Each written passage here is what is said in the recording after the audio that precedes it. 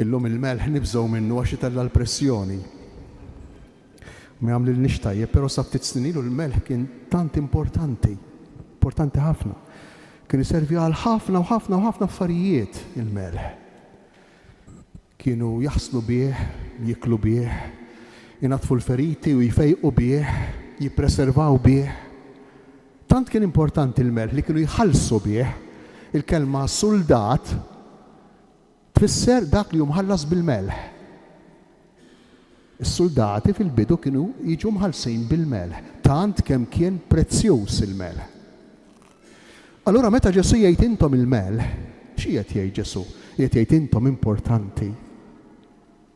Intom għandkom valur kbir, il-kol kemm intom. Intom tistgħu tagħtu toma lid-dinja. Intom il-Kristjani, intom id-disċipli ta' Ġesu, intom li ma timxux mal-kurrent tad-dinja, imma li timxu skont il-Vanġelu.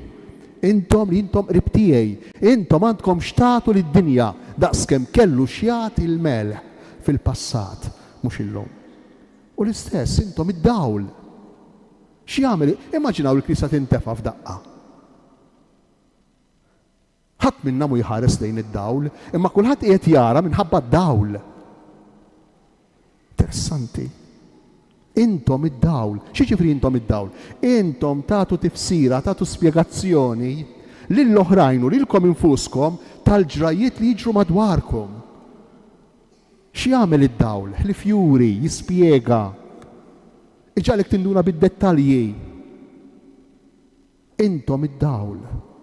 Ara kemm hu pożittiv Ġesu, kemm hu sabiħ Ġesu u kemm jixtieq li aħna disċipli tiegħu inkunu pożittivi fid-dinja. Imma x'jagħmel il-melħ biex jagħmel xogħlu? Jisparixxi.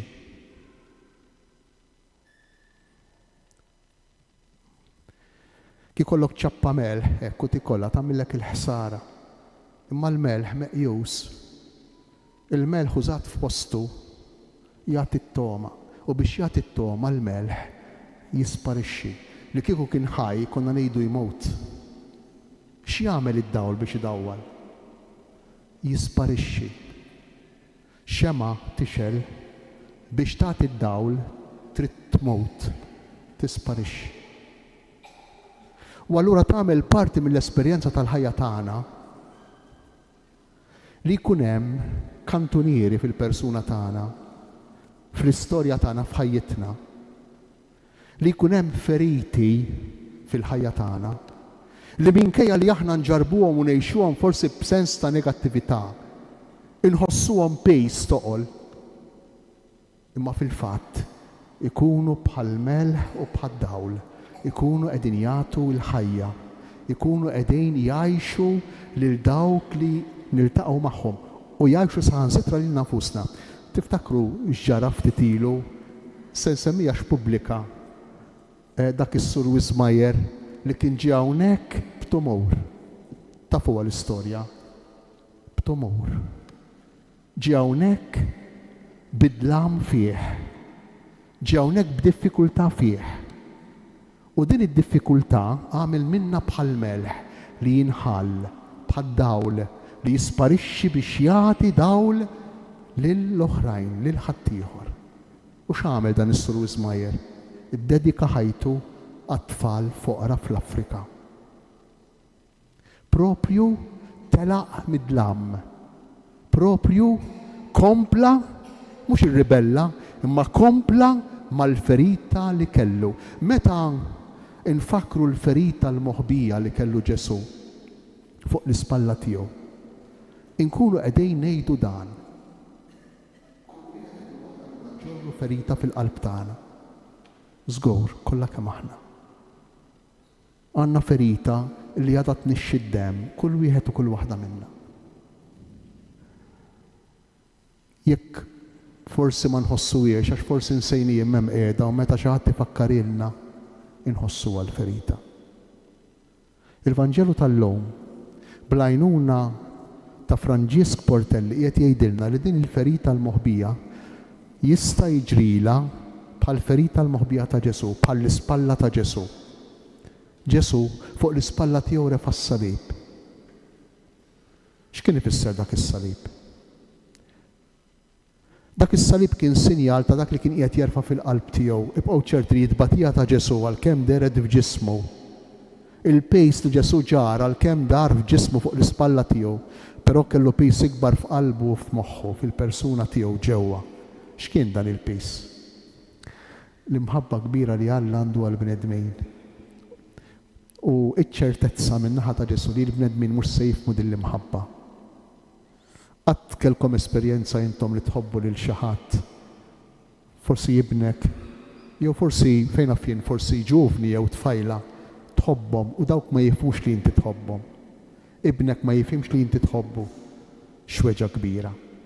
U l-weġa titolbok, l-imħabba titolbok li tibqa' tħoss il-weġa fis-skiet. L-imħabba titolbok li tibqa' tħoss il-weġa fis-skiet. Pjaga moħbija.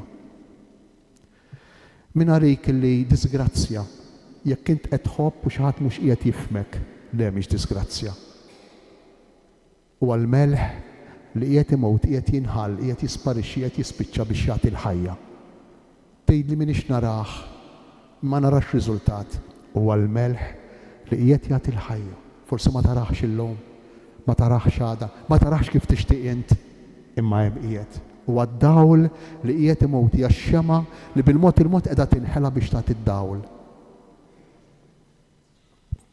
Id-batija li għandek fik, il-pjaga li għandek moħbija fik, tista' tkun bħal din il-pjaga li kellu Ġesu fuq spallejh. Jekk naqduha mad-batija tiegħu. Diversi nies għamluha din l-esperjenza. Tiftakruh il-San Pawl jgħid għandi xewka f'ġismi, għandi pjaga jien f'ġismi. Ma nafux kienet, jekk kienx f'ġismu kienx f'moħħu, kienx xi uġieħ fiżiku jew xi ħaġa iktar psikika jew xi problema serja ma' xi ħadd, ma nafux kienet. Imma kienet dik il-problema bħal tas-Sur Wismajer li lil Pawlu ġalitu jħobb, li lil Pawlu ġalitu jintefa' kollu kemm hu, jingħata kollu kemm hu għall-oħrajn. Mader Teresa, 40 sena f'aridità spiritwali, taħdem tħobb, imbagħad fl-aħħar ta' ħajjitha niskopru din tgħidilna li ma kienet tħoss xejn. Taħdem u tħobb din il-ferita illi ma taħx wisq peace tagħha Mader Teresa anzi nqdiet bija biex tingħata kollha kemm hija l-oħrajn. U hawnhekk minn barra soluzzjoni evanġelika, minn barra rigali jagħtina Ġesu permezz tal-Vanġelu, meta naqdu l-ferita tagħna ma tiegħu joħroġ il-frott, dejjem hekk jiġri joħroġ il-frott, hemm ukoll soluzzjoni, hemm ukoll proposta li tista' tgħinna umanament, psikoloġikament. X'inhi?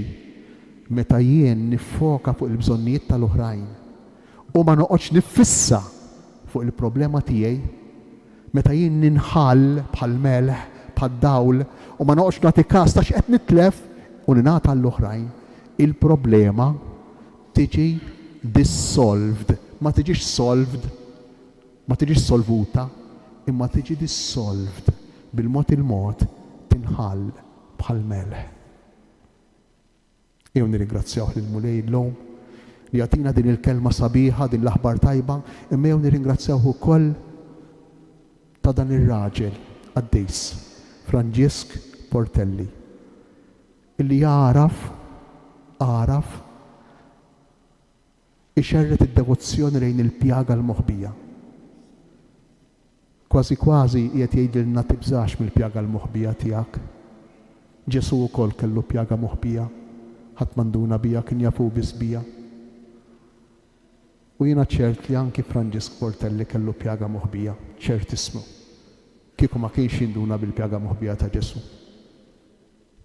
Induna bil-pjaga moħbija ta' Ġesu għax anki hu żgur kellu xi tip ta' pjaga moħbija. Kif kellu San Pawl, kif kellha Mader Teresa, kif kellhom ħafna mill-qaddisin. Nikkonkludi. Min jaf kienet ukoll pjaga moħbija ta' Marija qegħdin fid-dar tagħha biex tispjega lil Ġuseppi it-tqala li ġiet bl-opra tal-Ispirtu Santu. X'ħareġ minn dik il-pjaga moħbija ta' Marija.